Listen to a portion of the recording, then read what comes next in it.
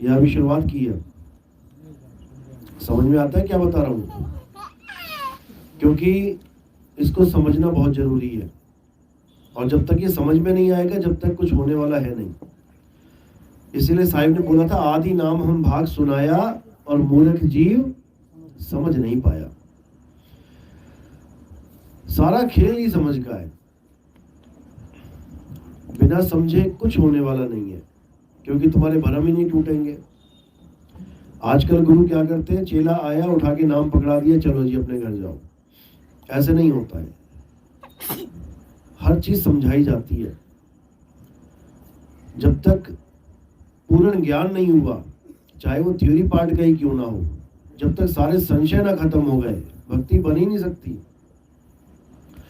कहते हैं, जिस गुरु से भ्रम ना मिटे भ्रांति जीव की ना जाए, सो गुरु झूठा जान के त्याग देर न लगाए। सारे भ्रम तोड़ता है गुरु सबसे पहले, ज्ञान तो बाद में देता है, पहले अज्ञान को खत्म करता है। और अज्ञान क्या है? आत्मा के अलावा जो कुछ भी है इस संसार में वो अज्ञान ही है। तो आत्मा से अलग जो भी चीज है उससे छुड़वा देता है गुरु, जिसमें क्या क्या आ गया, तन आ गया, मन आ गया, अक्षर आ गए, तीर्थ व्रत पूजा पाठ भैया भवानी सब कुछ छुड़वा देता है। और किससे जोड़ता है? एक छुड़ाए एक लखाए, यानी उस आत्मदेव से जोड़ता है जो अजर है, अमर है, अविनाशी है, अटल है, नित्य है, सत्य है, सनातन है, उसके साथ जोड़ता है। तो आज उसी सत्य का जिक्र करेंगे, महिमा गाएंगे। तो परमात्मा के नाम पे पहले जयकारा लगाएंगे, फिर सत्संग शुरू करेंगे। बोलिए परमपिता परमात्मा की, सतगुरु बंदी छोड़ कबीर साहिब की, सभी संतों की, सभी भक्तों की, आज के आनंद की, सकल हंस को बंदगी साहेब बंदगी सतनाम। तो ज्ञान बहुत अटपटा है कबीर साहब का, जल्दी समझ में नहीं आता। अटपट ज्ञान कबीर का झटपट लखा ना जाए, और जो इसको झटपट लखे तो सब खटपट मिट जाए। सारी दुनिया की जितनी भी खटपट है सब खत्म हो जाती है जब आप इस ज्ञान को समझ जाते हो तो। क्योंकि इतना सूक्ष्म ज्ञान है, जितना सूक्ष्म ज्ञान है उतना ही सूक्ष्म आपको भी होना पड़ेगा। ये मोटी बुद्धि वालों का ज्ञान नहीं है कि कुछ भी बोला समझ में आ गया। एक एक चीज को गहराई से समझने में 10-10 बार सुनना पड़ जाता है कई बार सत्संग को, कि कहना क्या चाह रहे हैं।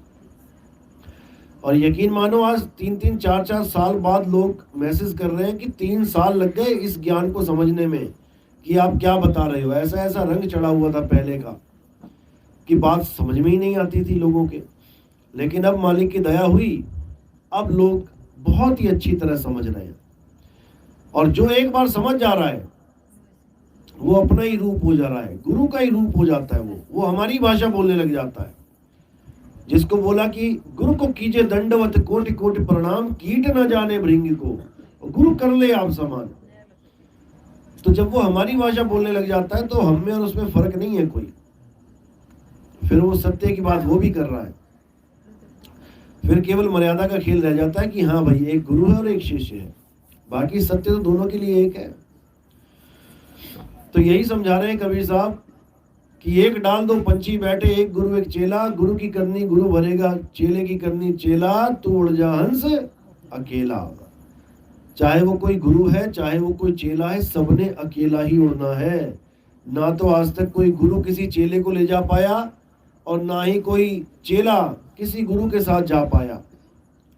देखो तुम्हारे पुराने गुरुदेव चले गए, क्या तुम्हें लेके गए? अगर तुम्हें लेके चले गए होते वो, तो तुम भी चले गए होते। तुम यहाँ क्यों जीवित बैठे हो? 1 करोड़ चेलों का एक गुरु चला गया, एक को भी साथ नहीं लेके गया।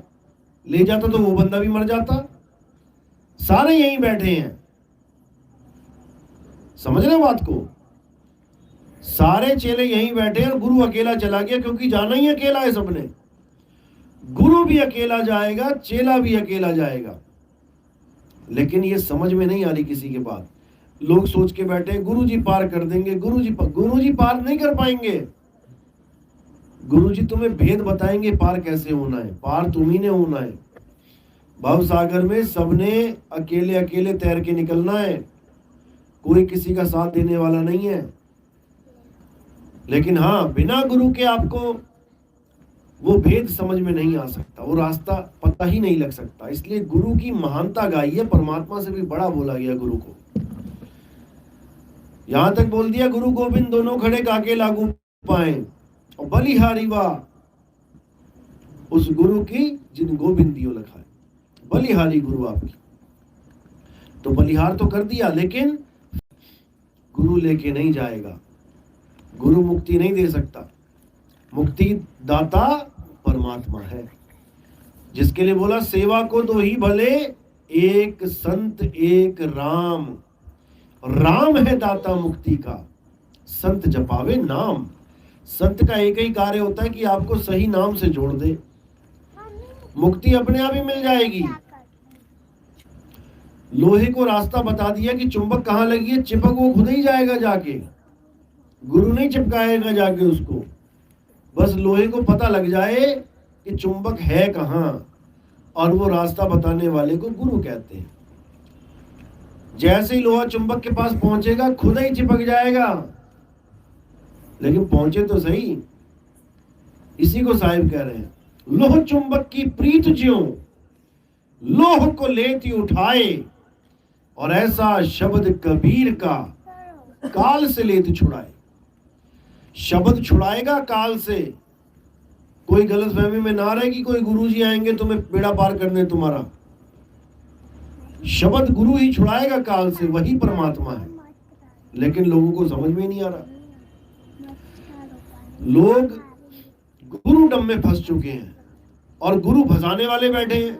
कोई स्पष्टवादी दिख ही नहीं रहा कहीं भी, सब चेले को उलझाने में लगे हैं कि बेटा एक कदम भी मेरे से अलग तूने चला तो तू मारा गया, काल खा जाएगा तुझे।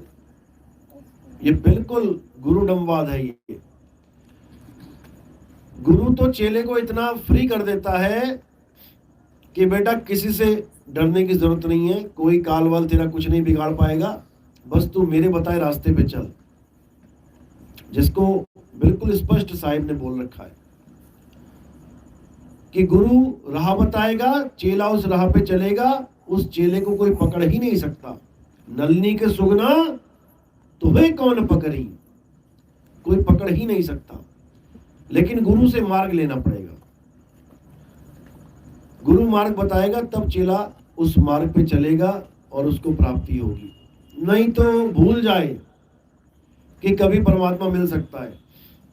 परमात्मा के नाम पे सारी उम्र मंत्र जपता रहे, पूजा पाठ करता रहे, भगवान के नाम लेता रहे, देवी देवताओं की पूजा करता रहे, मंदिर मस्जिद गुरुद्वारे जाता रहे, लेकिन वो उस भेद को कभी प्राप्त नहीं कर पाएगा जिससे मुक्ति होगी, जिससे मोक्ष होगा। वो भेद केवल भेदी गुरु ही बता सकता है। इसलिए बोला गया है कि वस्तु कहीं ढूंढे कहीं कैसे लागे हाथ, गुप्त वस्तु तब मिले जब भेदी लीजिए साथ। भेदी लीना साथ में और दीनी वस्तु लखाए, कोटि जन्म का पंथ था पल में पहुंचा जाए। वस्तु का लखाव कराना है, वस्तु का, लेकिन लोग समझ ही नहीं पा रहे हैं। लोग नाम समझ के बैठ गए हैं कि गुरुजी नाम देंगे, हम जपेंगे, मुक्ति हो जाएगी। नाम जपने से मुक्ति नहीं होगी। नाम किसका जप रहे हो, उस वस्तु को पाने से मुक्ति होगी। प्यास लगी तो पानी पानी जप के गला गीला नहीं होगा। किस वस्तु का नाम जप रहे हो, उस वस्तु को पीने से गला गीला होगा। लेकिन नहीं समझ पा रहा है कोई। 90% जितने आश्रम भरे पड़े हैं संगत से, ये सब नाम जाप वाले ही हैं। और उसमें से कुछ परसेंट ऐसे हैं जो नाम जाप नहीं देते हैं, वो ध्यान में गड़बड़ करवा देते हैं। मंत्र नहीं देंगे कोई भी, लेकिन ध्यान गलत जगह लगवा देंगे। कोई नाक पे ध्यान लगा रहा है, 20-20 साल, 25-25, 50-50 साल नाक को देख रहा है, और देखते देखते आंखें भैंगी हो गई, उसकी आंखें खराब हो गई, लेकिन परमात्मा नहीं मिल रहा है। कोई श्वासों पे, नाभि पे ध्यान लगवा दे रहा है, कोई गुदा चक्र पे ध्यान लगवा दे रहा है, कोई आज्ञा चक्र पे ध्यान लगवा दे रहा है, कोई हृदय में ध्यान लगवा दे रहा है। तो ध्यान भी गलत जगह लगाने वाले गुरु बैठे हुए हैं, जबकि ध्यान करना कहाँ है, अपने आत्म स्वरूप को ध्याना है, काया को नहीं ध्याना है। काया के अंगों को नहीं ध्याना है। ये श्वास, ये नाभि, ये त्रिकुटी, ये नाक, ये सब काया के ही अंग है। ध्याना किसको है? आत्मदेव को ध्याना है, जो कभी जन्मता और मरता ही नहीं है, उसको सिमरना है। एको सिमरो नानका, जो जल थल रहा समाये, वाही को क्यों सिमरिए, जम्मे थे मर जाए। जो पैदा हो रहा है यानी काया, और मर रहा है जो काया, उस काया को क्या ध्या रहे हो? उसको ध्याओ जो आत्मदेव अविनाशी है, अटल है, अडोल है, अबोल है, अकह है, अनाम है, नियक्षर निज नाम है। उसको ध्याओ, फिर देखो क्या होता है। लेकिन उसका भेद बताने वाला कोई नहीं मिल रहा। तो मदन साहिब क्या कह रहे हैं? सोई गुरु पूरा कहावे, जो दो अक्षर का भेद बतावे। एक छुड़ावे, एक लखावे, तब प्राणी निज घर को जावे। ऐसा गुरु ढूंढ लो भाई, जो एक छुड़ावे, ये मुंह से बोलने वाले सारे अक्षर छुड़वा देवे, ये मंत्र जंतर तंत्र छुड़वा देवे, ये 52 अक्षर छुड़वा देवे, ये हिंदी पंजाबी उर्दू भाषाओं के अक्षर छुड़वा देवे, और क्या लखावे? एक लखावे, तुम्हारा सत्य स्वरूप, तुम्हारा आत्म स्वरूप लखा देवे। वही तुम्हारा शुद्ध चैतन्य आत्म स्वरूप परमात्मा कहलाता है। अभी लोगों को इतना भी नहीं पता है। लोग आत्मा और परमात्मा को अलग अलग माने बैठे हैं, जबकि आत्मा परमात्मा दो नहीं है, जीव और परमात्मा दो है। लोगों को यही नहीं समझ में आ रहा कि जीव आत्मा और शुद्ध चैतन्य स्वरूप आत्मा में फर्क क्या है, यही नहीं समझ में आ रहा। तो साहिब क्या कह रहे हैं? जीव अलग है और आत्मा अलग है। आत्मा का हमें ज्ञान चाहिए, जीव को ज्ञान चाहिए आत्मा का। आत्म ज्ञान बिना नर भटके। नर कौन है? नर जीव है। और कौन सा ज्ञान चाहिए उस जीव को? आत्मज्ञान। जब उसे आत्मज्ञान मिल जाएगा, वो आत्मा में स्थित हो जाएगा, तो उसमें और परमात्मा में कोई फर्क नहीं रह जाएगा। जिसको बोला कोटि तो ब्रह्मा भय, कोटि भय ईश, और साहिब तेरी बंदगी से जीव बने जगदीश। ये समझ में नहीं आ रहा किसी के, इसीलिए द्वैतवाद में पड़े हुए हैं। आत्मा से परे परमात्मा है, ऐसा बोलने वाले भी हैं लोग, जबकि ये महा झूठ है। जीव से परे आत्मा है, और आत्मा में स्थित हो जाना ही परमात्मा अवस्था है। आत्मा में स्थित तो हो पहले, काया को छोड़ के आत्मा में स्थित होना, उतने समय के लिए आत्मा परमात्मा में कोई भेद नहीं रह जाता। लेकिन इसको समझना बहुत मुश्किल है। तो साहिब भी, गुरु नानक देव साहब कह रहे हैं कि आत्मा परमात्मा एको करे, अंतर की दुविधा अंतर मरे। गुरु ऐसा चाहिए जो आत्मा परमात्मा को एक कर दे, भेद ना रखे उनमें, तब समझो कि कल्याण होगा, नहीं तो नहीं होगा। जिसके लिए साहिब ने बोला है, सत्य स्वरूपी नाम साहिब का, सो निज नाम हमारा। जो तेरा नाम है वही मेरा नाम है, मैं और तू दो है ही नहीं। ये तो माया ने ऐसा पर्दा लगा दिया है कि हम और वो दो हो गए गलती से, अज्ञानता में। यही रविदास जी कह रहे, तो ही मोही मोही तो ही अंतर कैसा। जब वेदी गुरु मिल जाता है, वो दो को एक कर देता है। अभी एक नहीं हो, अभी दो बने बैठे हो। तो साहिब कह रहे, एक कहूं तो है नहीं और दो कहूं तो गारी। अभी एक नहीं हो आप, अभी दो हो। खुद से ही खुद से जुदा हुए बैठे हो। जब खुद से ही जुदा हो गए तो खुदा कैसे होगे? एक कुत्ता कमरे में चला गया, शीशा लगाए, एक होता वो अभी एक नहीं है कमरे में अकेला, लेकिन शीशा लगाए भरमवश, अब दो मान रहा है अपने को और भौंक रहा है खूब। भौंक किस पे रहा है? अपने स्वरूप पे भौंक रहा है, अपने प्रतिबिंब पे। जब भौंक भौंक के मर जाएगा तो कुछ पल्ले नहीं रहेगा। अब उसे भेदी गुरु चाहिए जो दो से एक करवा दे। इसीलिए बोला एक कहूं तो है नहीं। कुत्ता एक नहीं है उस कमरे में, है तो एक ही, लेकिन अज्ञानतावश दो मान बैठा है। जैसे अभी हम दो हुए बैठे हैं।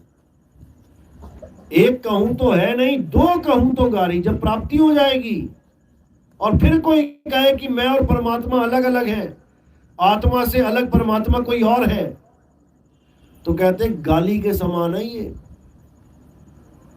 एक कहूं तो है नहीं, दो कहूं तो गाली, और जैसा है तैसा कहूं, कहे कबीर विचारी।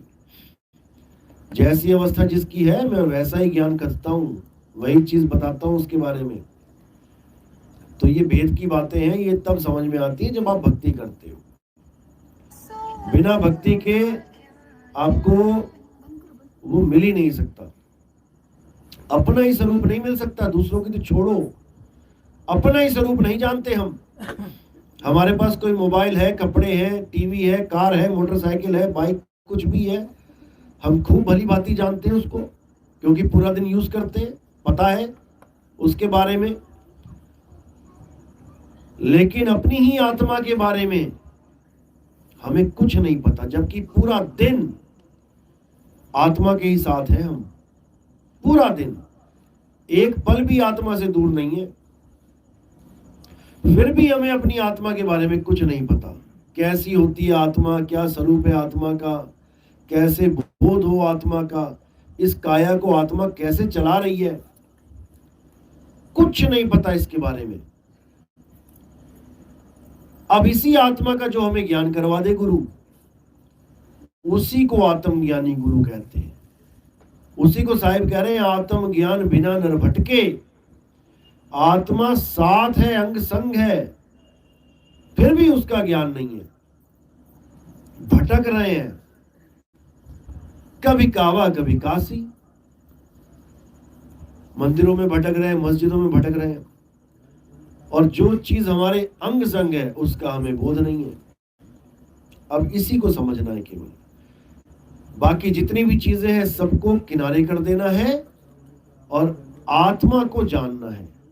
पानी का गिलास लो। जब तक आत्मा को नहीं जाना तब तक समझो कुछ भी नहीं जाना, क्योंकि इस दुनिया में दो ही प्रकार के तत्व हैं, एक जड़ तत्व, नाशवान तत्व, असत्य तत्व, और एक सत तत्व यानी अविनाशी आत्मदेव, आत्म तत्व। इन दोनों में निबेड़ा करना है। जितना भी जड़ तत्व है ये तीन गुणों के अंतर्गत आता है, त्रिगुण में आ जाता है, रजोगुण, सतोगुण, तमोगुण में आ जाता है। पैदा होता है, पलता है और एक दिन नाश हो जाता है। और जो आत्म तत्व है ना तो कभी पैदा होता है ना ही कभी वो नाश होता है, उसी को जानना है। और जब उसको जान जाओगे तो अपने स्वरूप में सिद्ध हो जाओगे, जिसके लिए गीता में भी बोला गया, अध्याय 3 17वें श्लोक में बैठूंगा, उसमें बिल्कुल क्लियर बोल दिया गया कि जो अपनी आत्मा में रमण करता है, अपनी आत्मा में संतुष्ट है, अपनी आत्मा में स्थित है, उसके लिए कोई धार्मिक कर्म कर्तव्य लागू ही नहीं होता। वो हिंदू है तो सारी उम्र मंदिर ना जाए चलेगा, वो मुस्लिम है सारी उम्र मस्जिद ना जाए, कलमा ना पढ़े, नमाज ना पढ़े, चलेगा। वो ईसाई है तो कहीं चर्च ना जाए सारी उम्र, तब भी चलेगा। और सिख है तो भले गुरुद्वारे ना जाए, पाठ ना करे, तब भी चलेगा। लेकिन आत्मा को जानना पड़ेगा, जिसके लिए बाइबल में वर्ड शब्द का यूज किया गया। In the beginning there was word, word was with God and word was God. उसी शब्द को वचन बोला गया, वचन देह धारण करके आया।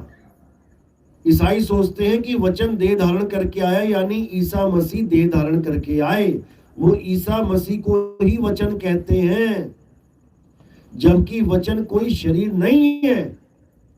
वचन एक आवाज है। जैसे मैं कोई वचन बोल रहा हूं तो मैं शरीर नहीं बोल रहा हूं, वचन एक आवाज है। उस आवाज को जानना है जो सृष्टि बनने से पहले थी। In the beginning there was word, यानी सृष्टि भी नहीं बनी थी, तब भी वचन था, तब भी वो आवाज थी। इसी को मुसलमान बांगे इलाही कहते हैं कि वो बांग, यानी सुबह होने से पहले बांग आ जाती है मुर्गे की। सुबह का मतलब है सृष्टि। देखो सारी सृष्टि सोई होती है, सुबह उठते कैसे जाग जाती है, लेकिन उससे पहले मुर्गा बोल देता है। यानी सृष्टि बनने से पहले जो बांगे इलाही था, एक अखंड आवाज थी, वही परमात्मा है। इसी को नानक साहब की वाणी में बोला गया है कि आत्म देव पूजिए गुरु के सहज सुभाए। उसमें यह नहीं बोला कि किसी गुरु ग्रंथ साहब की पूजा करनी है। गुरु ग्रंथ साहब हमें ज्ञान दे रहा है, उसमें वचन लिखे गए हैं, भाषाओं में लिखे गए हैं, 52 अक्षर में लिखे गए हैं, लेकिन यह भी लिख दिया गया है कि 52 अक्षर जोरे आन, सकिया न अक्षर एक पहचान। वो एक अक्षर क्या है? वो एक अक्षर का ही सारा खेल है, जिसको कबीर साहब ने भी बोला कि 52 अक्षर लोक त्रय, सब कुछ इन्हीं माही, ये आखिर खिर जाएंगे, वो आखिर इनमें नहीं। वो एक अक्षर इन 52 अक्षरों में नहीं है, और वो एक अक्षर क्या है? आत्मदेव है, जिसकी वजह से 52 अक्षर खड़े हैं। 52 की वजह से वो नहीं खड़ा है, उसी को समझना है। लेकिन भेदी गुरु न मिलने के कारण कोई इन बातों को समझ नहीं पा रहा है। और जैसा जिसको गुरु मिला वैसी उसकी बुद्धि।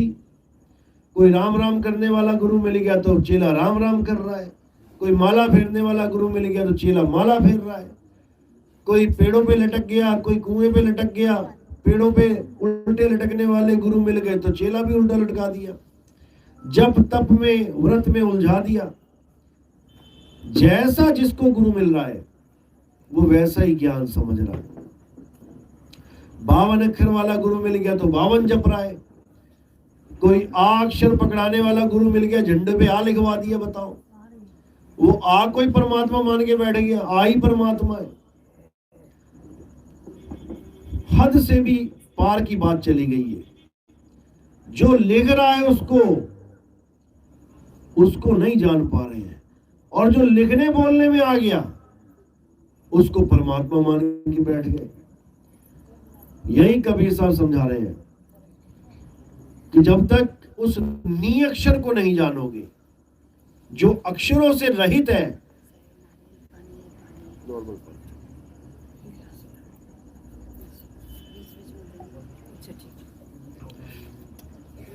बस जो नी अक्षर है यानी अक्षरों में नहीं आता, जब तक उसका भेद नहीं मिला तब तक कल्याण होने वाला नहीं है।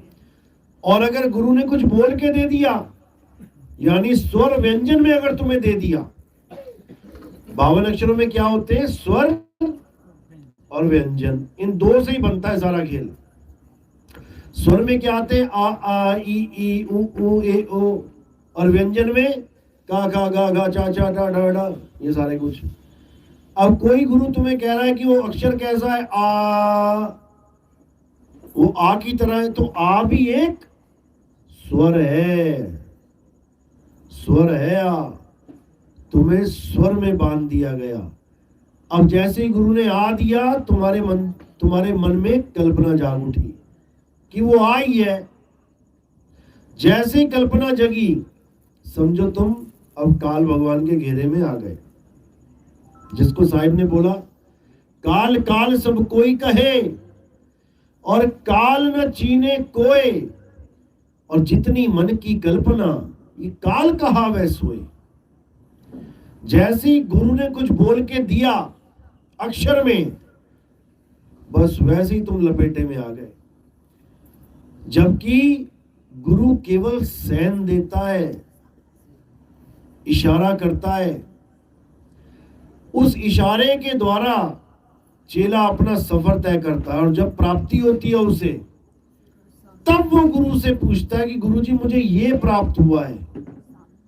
तब गुरु उसको वेरीफाई करता है कि हाँ हाँ बेटा यही चीज है। या अगर कोई गलत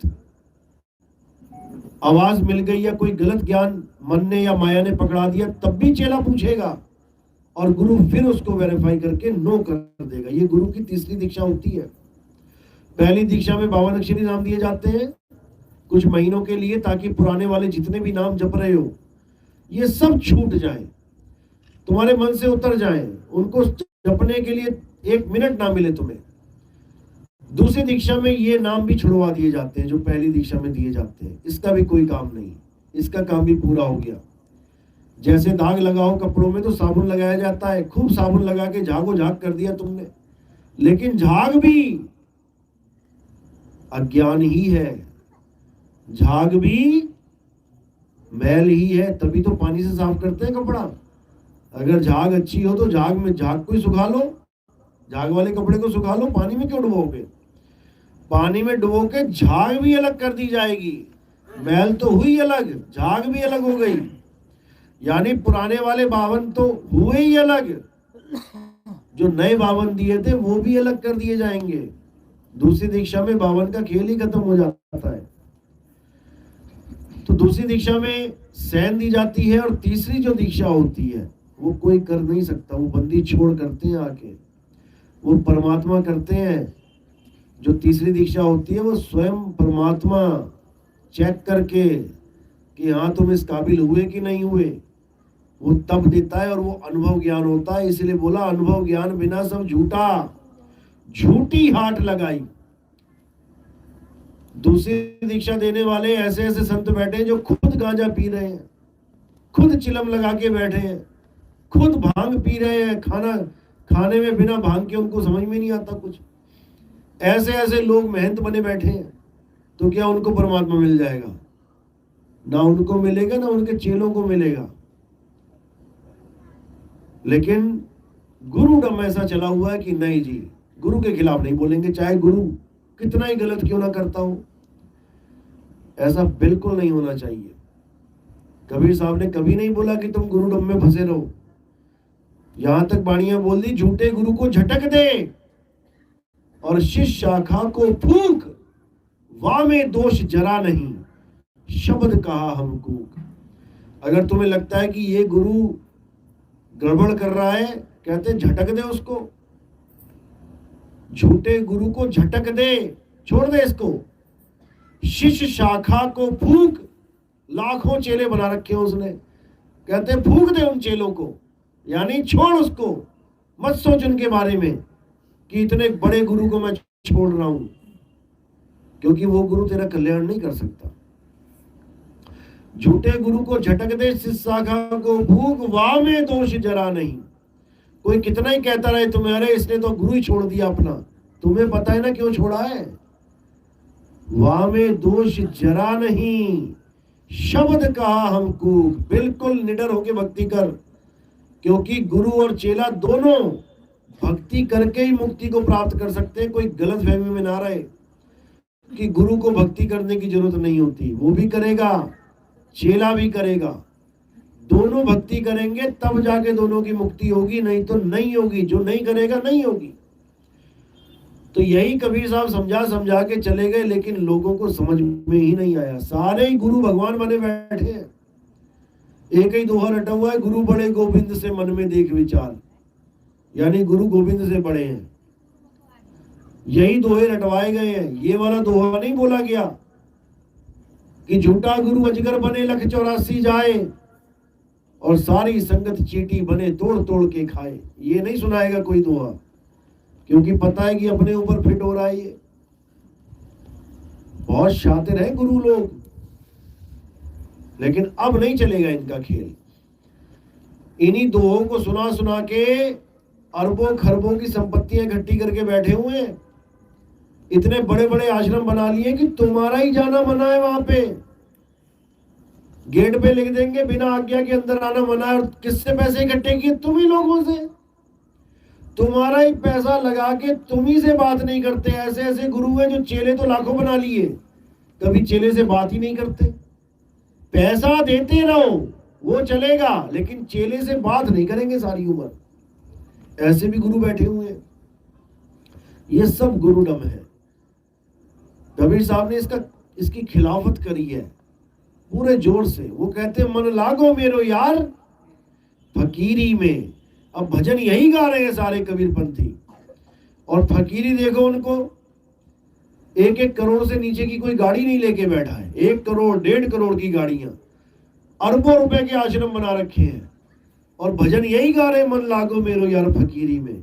और उन चेलों की आंखें फूटी हुई हैं जो फकीरी और अमीरी में फर्क नहीं कर पा रहे। ये मोतिया बिंदु हुआ पड़ा है लोगों को। लेकिन साहेब ने कोई कसर नहीं छोड़ी समझाने में, उन्होंने तो पूरा समझा रखा है।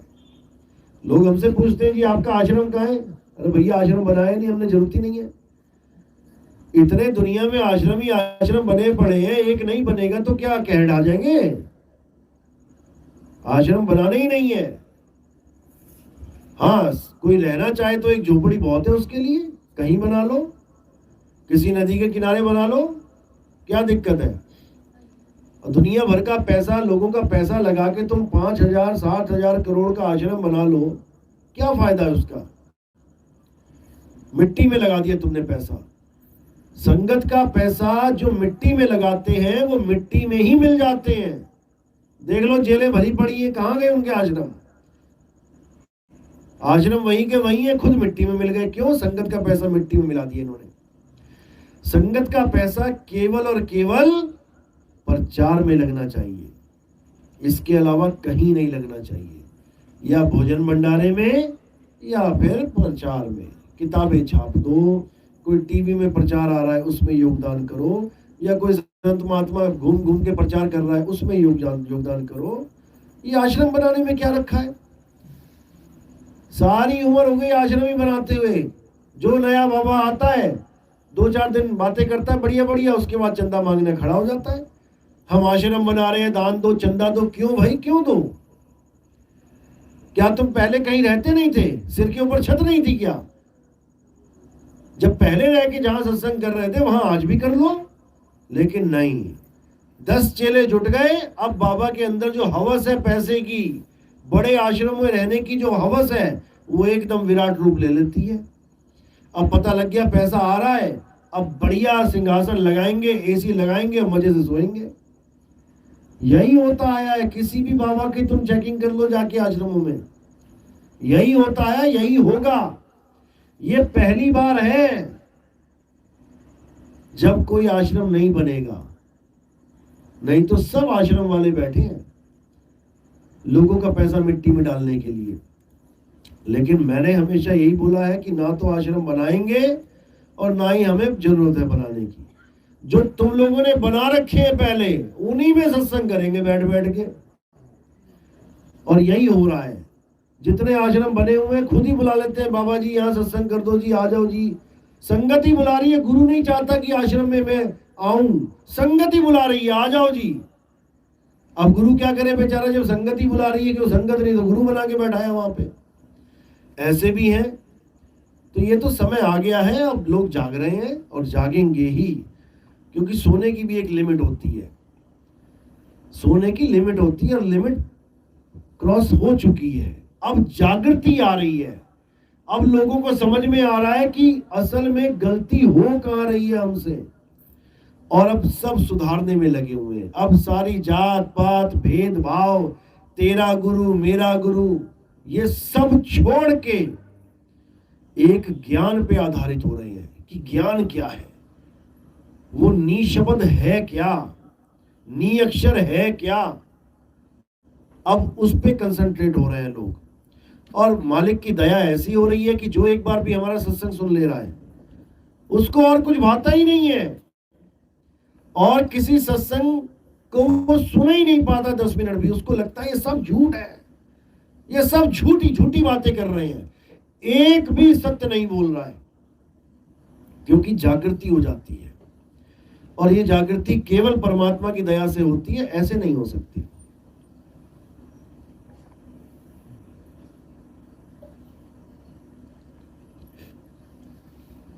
इसीलिए साहिब कह रहे हैं कि गुरु मेरे सभी बड़े, अपनी अपनी ठौर।